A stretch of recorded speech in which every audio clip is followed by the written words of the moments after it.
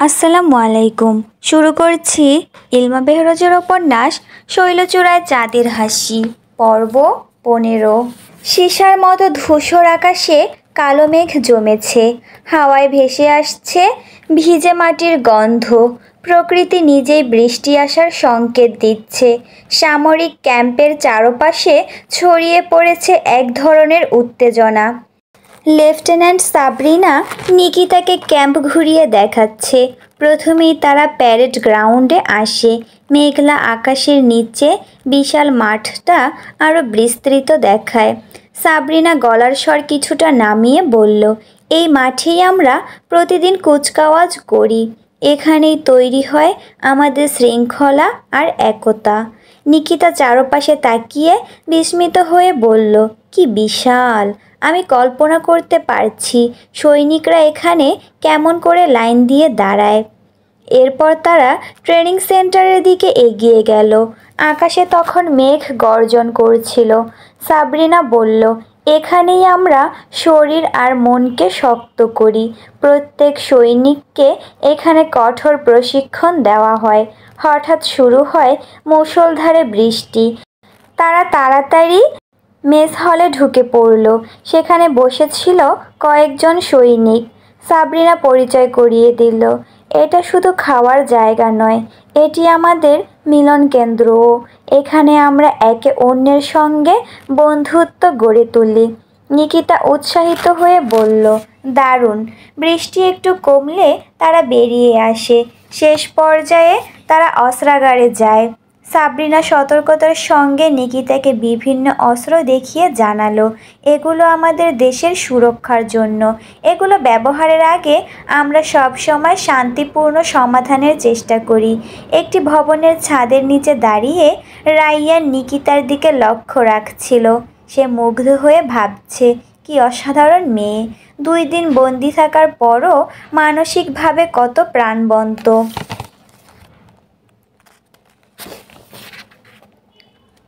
সন্ধ্যা নামার আগে সাবরিনা নিকিতাকে অতিথি ভবনে এগিয়ে দিতে এলো।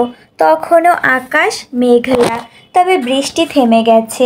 নিকিতা আন্তরিকভাবে বলল, ধন্যবাদ লেফটেন্যান্ট সাবরিনা, আপনার সঙ্গে দিনটা চমৎকার কেটেছে। নিকিতা জানালা খুলে দেখতে পেল রায়ান অফিস ডিউটি শেষ করে কোয়ার্টারে ফিরছে। রায়ানের প্রতিটি পদক্ষেপে আত্মবিশ্বাস, পিঠ সোজা, কাঁধ টান টান, সব সময় কর্তব্যের জন্য প্রস্তুত। তার চলার ভঙ্গিতে সৈনিক সুলভ শৃঙ্খলা আর সহজাত প্রাণচাঞ্চল্যের সমন্বয়। শর্মি কি সত্যিই রায়ানের জীবনে নেই? তাদের যোগাযোগ কি শেষ হয়ে গেছে? রায়ান কি এখন একা, নাকি কারো সঙ্গে আছে? প্রশ্নগুলো নিকিতাকে অস্থির করে রেখেছে।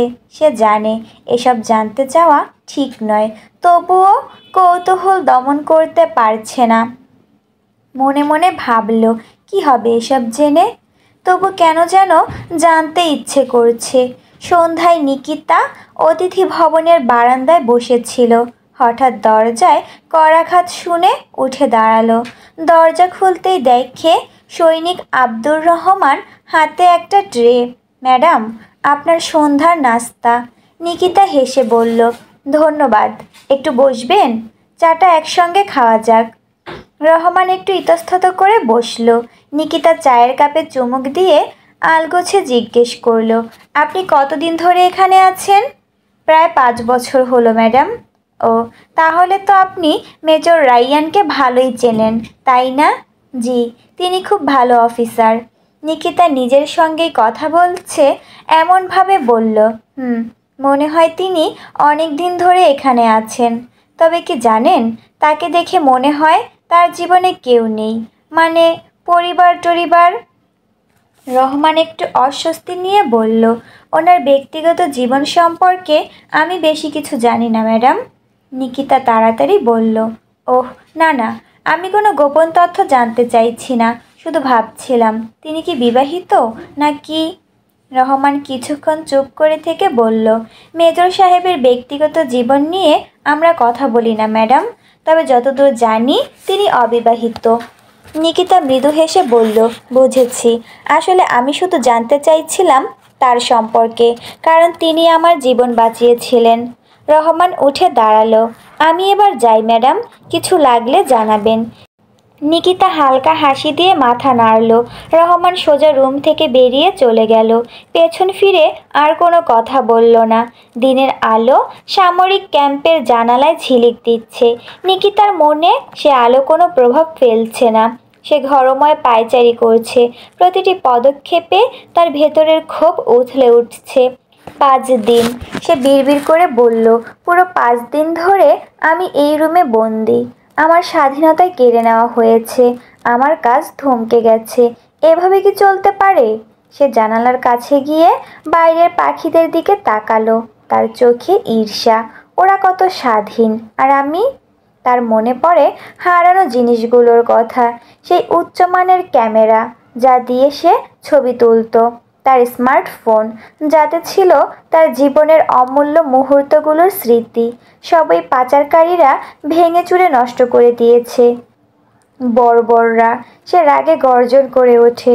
শুধু আমাকে আটকে রাখাই নয়, আমার সব কিছু ধ্বংস করে দিয়েছে। আমার কাজ, আমার স্মৃতি, আমার স্বাধীনতা সব কেড়ে নিয়েছে। এমন সময় দরজায় করাঘাতের শব্দ হলো। আসুন, নিকিতা বিরক্তি মিশ্রিত কণ্ঠে বলল। দরজা খুলে ঢুকলো নাদিম। নিকি? তার চোখে উদ্বেগের ছায়া। নিকিতা ভ্রু কুঁচকে তাকালো। ওহ, ইটস ইউ। এত দেরিতে আসার কি প্রয়োজন ছিল? বোন গোল্লায় যাক, তাতে তোমার কি? নাদিম একটু অপ্রস্তুতভাবে বলল, সরি নিকি, আমি সত্যিই চেষ্টা করেছিলাম আগে আসার, কিন্তু বন্যার কারণে সব কিছু ওলটপালট হয়ে গেছে। নিকিতা তেলে বেগুনে জ্বলে উঠল। ফ্লাইটে আসতে পারতে না? এতটা অসুবিধা হলে না এলেই পারতে।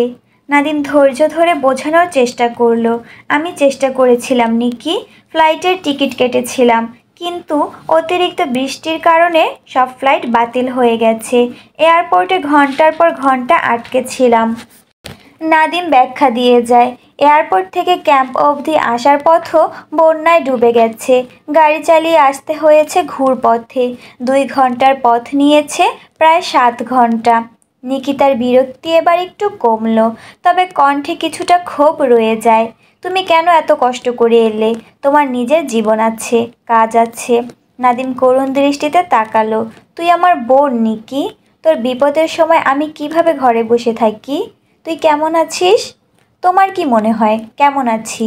নিকিতা তীক্ষ্ণ স্বরে বলল, এই ক্যাম্পে বন্দি হয়ে আছি। আমার কাজ, আমার স্বাধীনতা সব কেড়ে নেওয়া হয়েছে। নাদিম বোনের কাঁধে হাত রেখে বলল, আমি জানি এটা কঠিন, কিন্তু এটা তোর নিরাপত্তার জন্য। তুই জানিস না কত বড় বিপদ থেকে বেঁচে গেছিস। নিকিতা দীর্ঘশ্বাস ফেলল। আমি বাচ্চা নই ভাইয়া, আমি জানি কি ঘটেছিল, কিন্তু এভাবে আটকে থাকা, ইটস সাফোকেটিং। এমন সময় মেজর রাইয়ান রুমে ঢুকলো। Good morning Nikita. ও মিস্টার নাদিম, আপনি এসে গেছেন দেখছি। সে এগিয়ে এসে হাত বাড়িয়ে দিল। নাদিম মেজরের সঙ্গে করমর্দন করে বলল, থ্যাংক ইউ মেজর, আমার বোনকে উদ্ধার করার জন্য। নিকিতা চোখ ঘুরিয়ে বলল, তিনি নিজের দায়িত্ব পালন করেছেন। রাইয়ান নিকিতার দিকে তাকিয়ে দেখে তার চোখে মুখে স্পষ্ট বিরক্তির ছাপ। গত 4 দিন ধরে প্রায় 24 ঘন্টা রায়ান ফিল্ড ডিউটিতে ব্যস্ত ছিল। দিনরাত ছোটাছুটি, মিটিং, রিপোর্ট লেখা, সব কিছু মিলিয়ে দম ফেলার সময় ছিল না। এই সময়টায় নিকিতার সঙ্গে তেমন কথা বলার সুযোগ হয়নি। লেফটেন্যান্ট সুমির কাছ থেকে শুনেছে নিকিতা রাগে, ক্ষোভে, হতাশায় কয়েকবার ক্যাম্প ছেড়ে চলে যেতে চেয়েছিল। মেয়েটার মধ্যে কি অগ্নিস্ফুলিঙ্গ! তার রাগ যেন জ্বলন্ত লাভার মতো, আর তেজ তো বজ্রের চেয়েও তীব্র। রায়ান বলল, আমি বুঝতে পারছি আপনি কতটা হতাশ, কিন্তু আপনার সাক্ষ্য খুবই গুরুত্বপূর্ণ। আপনার নিরাপত্তা আমাদের দায়িত্ব। আমরা একটা বড় পাচার চক্রের সন্ধান পেয়েছি। নিকিতা সেসব কথা উপেক্ষা করে জিজ্ঞেস করলো, আপনাদের পরবর্তী পরিকল্পনা কি? আমাকে আর কতদিন এখানে থাকতে হবে? আমরা চেষ্টা করছি প্রক্রিয়াটা দ্রুত শেষ করতে। আশা করি এই সপ্তাহের মধ্যেই। নাদিম তখন একটা প্যাকেট বের করে বলল, Niki, I brought something for you. একটা নতুন phone, latest model, with a great camera. এমনভাবে বলেছে যেন নিকিতা ছোট্ট বাচ্চা। নিকিতার চোখও উজ্জ্বল হয়ে উঠেছে। সে প্যাকেটটা খুলে বলল, থ্যাংক ইউ ভাইয়া, এটা দিয়ে অন্তত সময় কাটাতে পারবো, কিছু কাজ করতে পারবো। রাইয়ান বলল, আপনি ফোন ব্যবহার করতে পারেন, কিন্তু দয়া করে আপাতত সোশ্যাল মিডিয়া এড়িয়ে চলুন। নিকিতা ভ্রু কুঁচকে মাথা নাড়ল। ফাইন। কবে পর্যন্ত এখানে থাকতে হবে আমাকে? রাইয়ান বলল, আমরা প্রক্রিয়াটি দ্রুত শেষ করার চেষ্টা করছি। পর্ব 16। 2 দিন পর মধ্যরাতের নিস্তব্ধতা ভেদ করে জরুরি সামরিক বৈঠক শেষে রাইয়ান ফিরে এলো তার কোয়ার্টারে। কোয়ার্টারের দ্বিতীয় তলার একটি অব্যবহৃত রুম আজ তাকে বড্ড টানছে। হাত মুখ ধুয়ে ঘুমোতে যাওয়ার আগে সে ধীর পা বাড়ালো সেই রুমের দিকে। জানালা খুলতেই চোখ চলে যায় দূরের অতিথি ভবনের দিকে, যেখানে একটি খোলা জানালায় দৃষ্টি আটকে গেল। দুটো বাড়ির মাঝের দূরত্বের কারণে নিকিতাকে ছোট্ট পুতুলের মতো দেখাচ্ছিল। রাতের অন্ধকারে চাঁদের রূপালি আলোয় তার রূপের মাধুরী যেন স্বর্গীয় সৌন্দর্যের ছবি হয়ে উঠেছে। রাইয়ান স্থির হয়ে তাকিয়ে রইল, তার চোখে বিস্ময়, হৃদয়ে অজানা টান। নিকিতার এলোমেলো চুল বালিশে ছড়িয়ে রয়েছে কালো মেঘের মতো, ঠোঁটের কোণে শিশিরের মতো কোমল হাসির আভাস।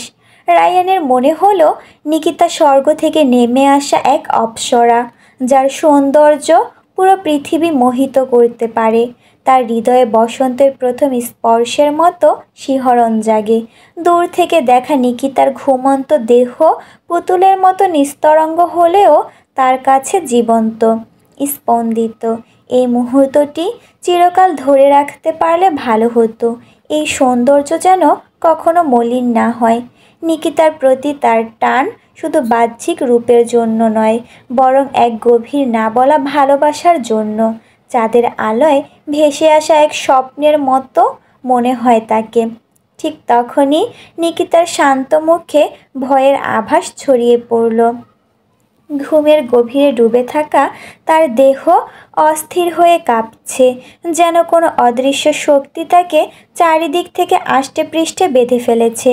ঠোঁট থেকে বেরিয়ে আসছে অস্পষ্ট কান্নার শব্দ, প্রতিটি নিঃশ্বাসে চাপা কষ্টের ছাপ। নিকিতার এমন অসহায় অবস্থা দেখে রায়ানের হৃদয় ছিঁড়ে যাচ্ছিল। সে প্রাণপণে চিৎকার করে ডাকল, নিকিতা, নিকিতা! তার ডাক হাওয়ায় মিলিয়ে গেল। নিকিতা তখন অন্য জগতে বন্দী। তার শ্বাস ক্রমশ অস্থির হয়ে উঠছে, বুক দ্রুত ওঠানামা করছে, মাঝে মধ্যে হাত পা ছুঁড়ে দিচ্ছে শূন্যে, অদেখা বিপদ থেকে নিজেকে বাঁচানোর চেষ্টায়। রায়ান দ্রুত পায়ে ক্যাম্পের নিরাপত্তা অফিসের দিকে ছুটে গেল। তার মনে একটাই চিন্তা, নিকিতার সাহায্য প্রয়োজন। নিরাপত্তা অফিসে পৌঁছে হাঁপাতে হাঁপাতে সে ডিউটিরত অফিসারকে পরিস্থিতি বোঝালো। লেফটেন্যান্ট, অতিথি ভবনে একটা জরুরি পরিস্থিতি, চাবি লাগবে। রায়ানের কণ্ঠে তীব্র তাগিদ। লেফটেন্যান্টের সামান্য দ্বিধা দেখে রায়ান আরও জোর দিয়ে বলল, এটা একটা মেডিকেল ইমার্জেন্সি, প্লিজ তাড়াতাড়ি করুন। রায়ানের চোখে মুখে উদ্বেগ, যে কোনো মূল্যে নিকিতার কাছে পৌঁছাতে হবে। লেফটেন্যান্ট তখন প্রোটোকল অনুসরণ করে লগ বইয়ে এন্ট্রি দিয়ে রায়ানকে চাবি দিয়ে বলল, আমি আপনার সঙ্গে যাব স্যার। রায়ান মাথা নাড়ল, না, আমি সামলাতে পারবো, তুমি এখানে থাকো। রায়ান দ্রুত অতিথি ভবনের দিকে ছুটে গেল। দরজা খুলে ভেতরে ঢুকে দেখল নিকিতা তখনও যুদ্ধ করছে, অদৃশ্য শত্রুর থাবা থেকে মুক্তি পেতে চাইছে। ঘুমের মধ্যেই তার মুখ থেকে বেরিয়ে আসছে অস্পষ্ট কাতর শব্দ, যা ক্রমশ তীব্র আর্তনাদে পরিণত হচ্ছে। মুখ ঘামে ভিজে গেছে, চুলগুলো এলোমেলোভাবে কপালে লেপ্টে আছে, চোখের কোণ থেকে গড়িয়ে পড়ছে অশ্রু, মাঝে মধ্যে সারা শরীর প্রবল কম্পনে কেঁপে উঠছে। রায়ান ছুটে নিকিতার কাছে গিয়ে তার মাথায় হাত বুলিয়ে বলল, নিকিতা, শান্ত হও, এটা একটা স্বপ্ন। নিকিতা! নিকিতা হঠাৎ লাফিয়ে উঠল। দীর্ঘক্ষণ পানির নিচে আটকে থাকার পর উপরে উঠে আসা মানুষের মতো হাঁপাচ্ছে।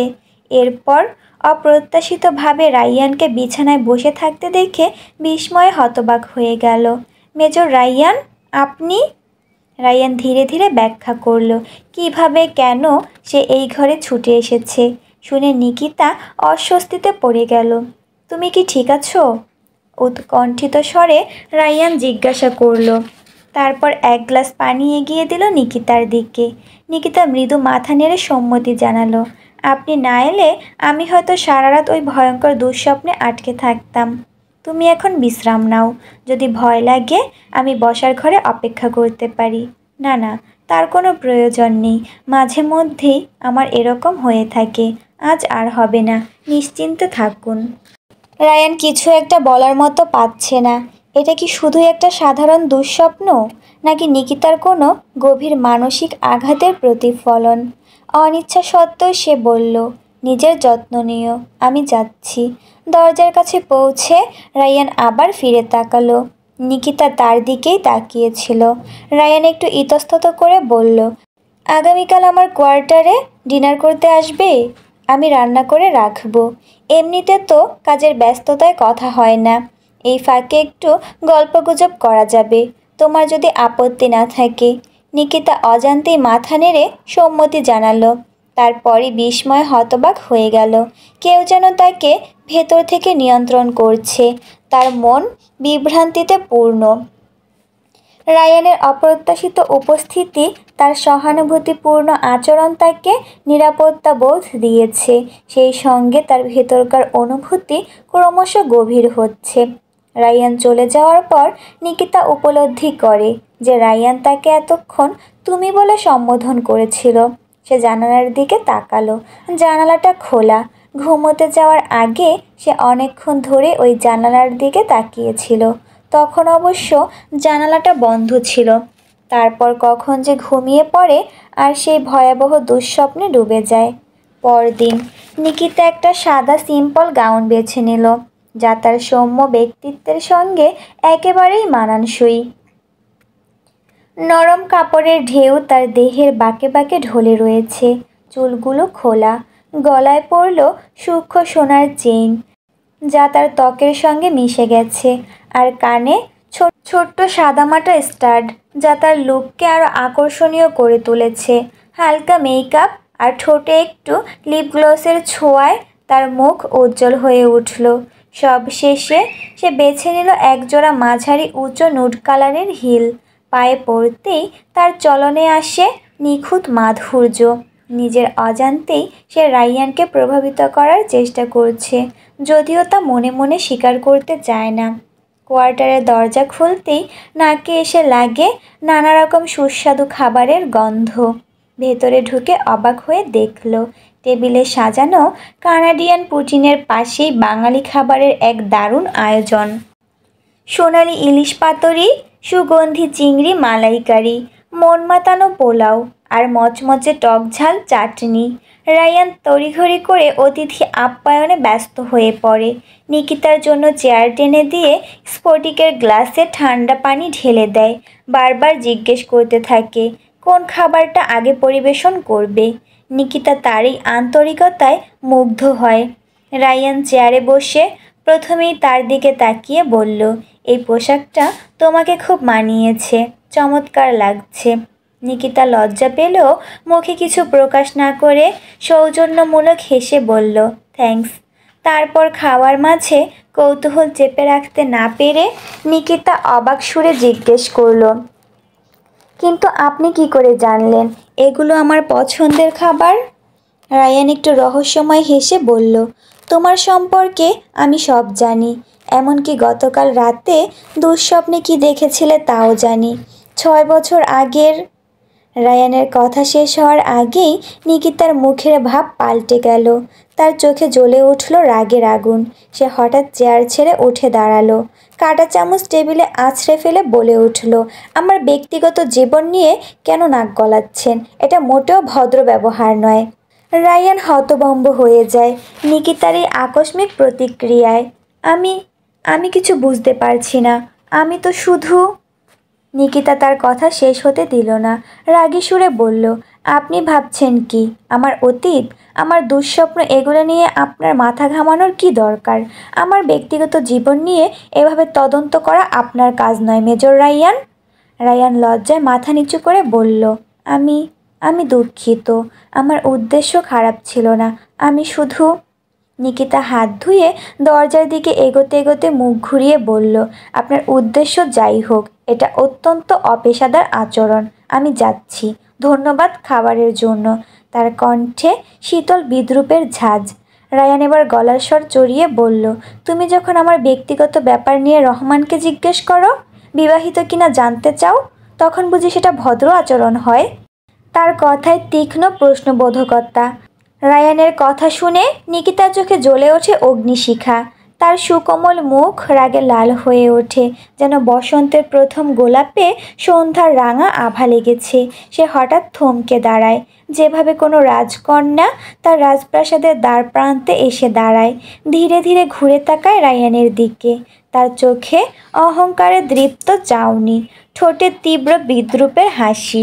আপনি কি ভাবছেন আমি এখনো আপনার প্রেমে হাবুডুবু খাচ্ছি? দেন ইউ আর রং।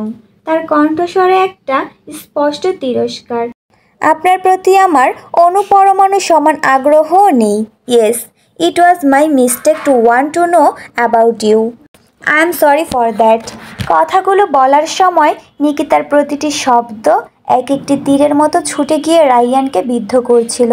কিন্তু ঠিক তখনই, যখন নিকিতা মনে করে সে জয়ী হয়েছে, তার পা হোঁচট খায় দরজার নিচের অংশে। সে হঠাৎ করে মেঝেতে পড়ে যায়, যেন কোনো উজ্জ্বল নক্ষত্র আকাশ থেকে খসে পড়ল। রাইয়ান এই অপ্রত্যাশিত দৃশ্য দেখে নিজেকে সামলাতে পারে না। তার হাসি পেয়ে গেল। এরকম পরিস্থিতিতে হাসি পাওয়াটা খুব অন্যায়। সে দ্রুত এগিয়ে আসে সাহায্য করতে। নিকিতার অহংকার তখনও অটুট, অনমনীয়। লজ্জার অপমানে তার মুখ পাকা টমেটোর মতো রক্তিম দেখাচ্ছে। তবুও সে আত্মমর্যাদা বিসর্জন দিতে নারাজ। হাত তুলে রাইয়ানকে থামিয়ে দৃঢ়কণ্ঠে বলল, আপনার করুণার প্রয়োজন নেই, আমি নিজেই উঠতে পারবো। সে ধীরে ধীরে উঠে দাঁড়ালো, যেভাবে কোনো রানী তার সিংহাসনে পুনরায় আরোহণ করে। তারপর মাথা উঁচু করে দৃঢ় পদক্ষেপে বেরিয়ে গেল। তার প্রতিটি পদক্ষেপে অনমনীয় আত্মবিশ্বাস। রাইয়ান নিঃশব্দে দাঁড়িয়ে রইল, তার ঠোঁটে তখন লেগে আছে মৃদু হাসি। সে মনে মনে বলল, কি অদ্ভুত একগুঁয়ে মেয়ে, যেন হিমালয়ের শিখর, উচ্চ, দুর্লগ্ন আর নিজের জায়গায় অটল।